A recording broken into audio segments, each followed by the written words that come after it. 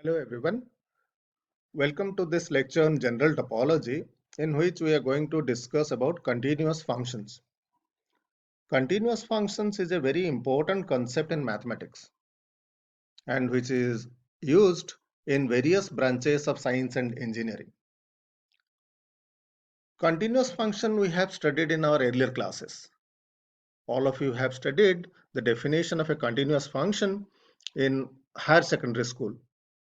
The very first definition of continuous function says that a function is continuous at a point if limit of the function at that point is equal to value of the function at that particular point. So in every calculus book, we first encounter with this definition of continuous function. The next definition of continuous function appeared in the course of real analysis, where we have seen a definition of continuous function in terms of epsilon delta. In this lecture, we are going to introduce more general form of the definition of continuous function. This definition of continuous function is in terms of open sets. And this definition of continuous function of topology includes the definitions of continuous function what we have studied in calculus and real analysis as a special case. Let X and Y be two topological spaces. Then a function f from X to Y is said to be continuous if for each open subset V of Y, the set F inverse B is open in X. That means if X and Y are two topological spaces, then a function f defined from X to Y is said to be continuous if every open set V of Y, the inverse image of this open set V, is open in X. So in other words, we can say that a function f from X to Y is continuous if inverse image of every open set in Y is open in X. That means a inverse image of every open set in Y is open in X. This is the formal definition of continuous function in general topology.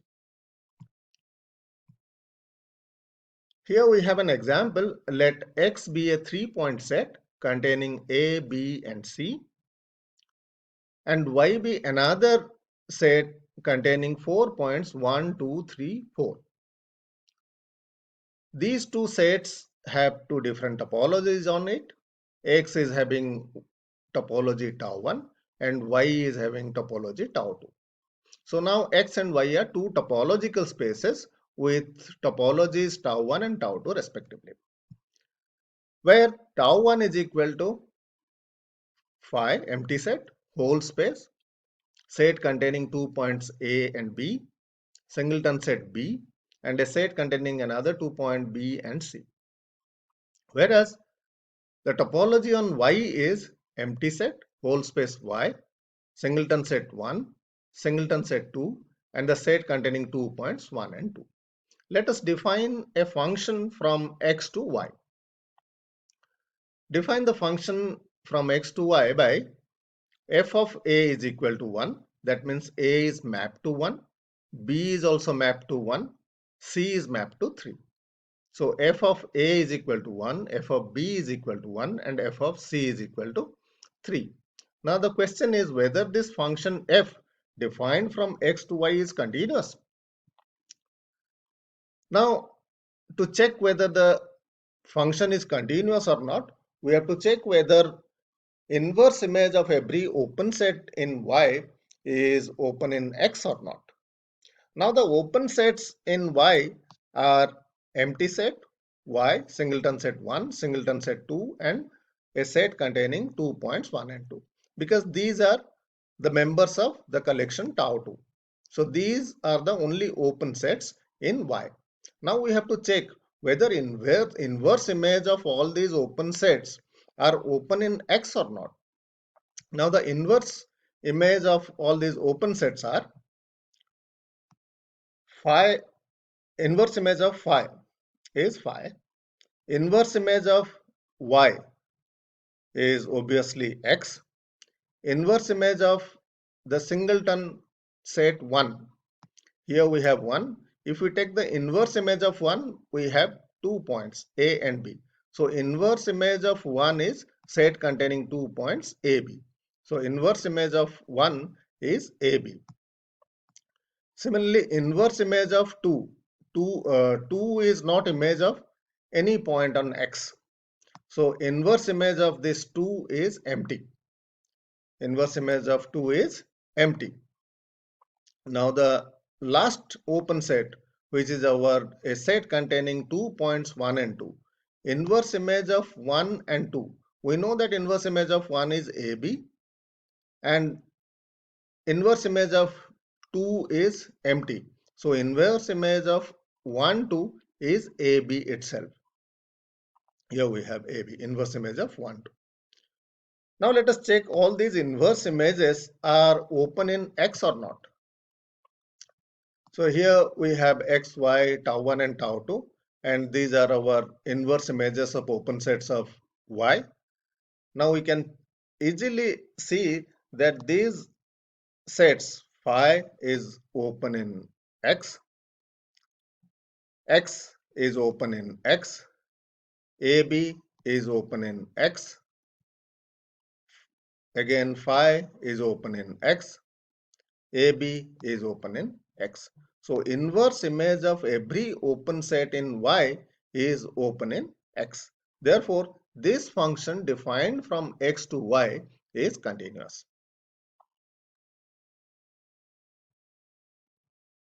Let us take one more example. Let X be a 3-point set ABC with topology tau 1, empty set, whole space, set containing AB, set containing B, set containing BC.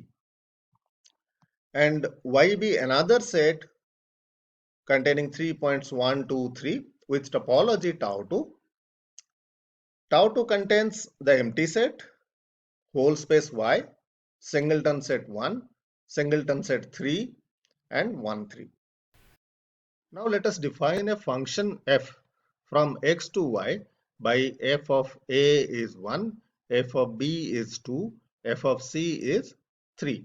That means image of a under f is 1, image of b is 2, image of c is 3. Now let us check whether this function is continuous or not. Here we can see that 1 is a open set in y. 1 is an open set in Y and the inverse image of 1 is A. Inverse image of this open set 1 is A. But the singleton set A is not open in X. So this function f from x to y defined by f of a is equal to 1, f of b is equal to 2, f of c is equal to 3 is not continuous.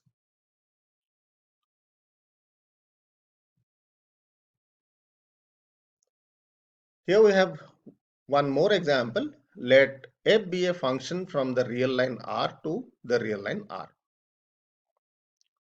Defined by f of x is equal to x for every x belongs to x. Since R is having standard topology, we know that in standard topology, open sets are either open intervals or union of open intervals. Here, if we take any open interval in R, then that is open in R, and the inverse image of that open interval is the same open interval because we have defined the identity function f of x is equal to x, and that inverse image will become all open in R. So this function f from R to R defined by f of x is equal to x is a continuous function.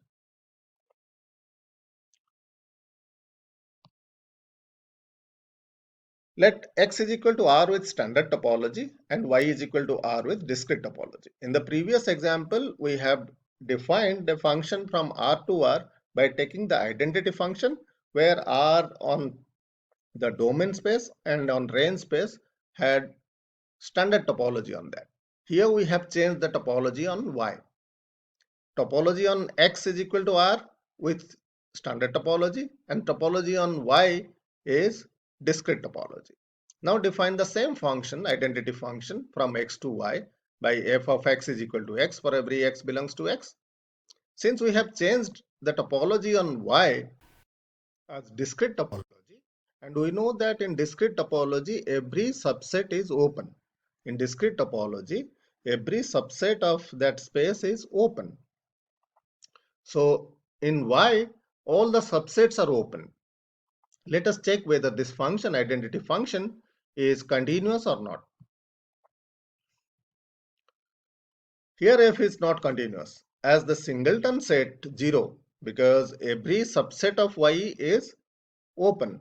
So here singleton set 0 is open in Y, whereas inverse image of 0 is 0 itself because we have defined identity function on X. But we know that in standard topology the singleton set 0 is not open. Therefore this function f from X to Y defined by f of X is equal to X is not continuous.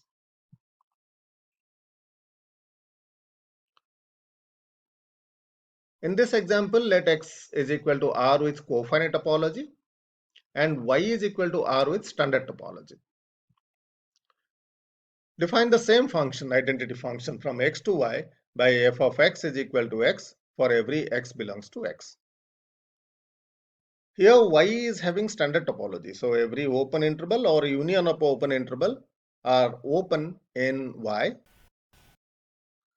whereas X is having cofinite topology. We know that in cofinite topology a subset is open if its complement is either finite or all of X. So to check whether f is continuous or not, let us see whether inverse image of every open set is open or not. Let us consider the open interval AB in Y. Since Y is having standard topology, this open interval AB is open in Y. But inverse image of this open interval is open interval AB itself because we have defined identity function f of X is equal to X. But this open interval AB is not open in X because X is having cofinite topology. In this topology, the set is open if its complement is either finite or all of the space. Here this open interval AB is not open in X. Therefore, inverse image of an open set in Y is not open in X, so F is not continuous. Let us prove one theorem here. Let X and Y be two topological spaces.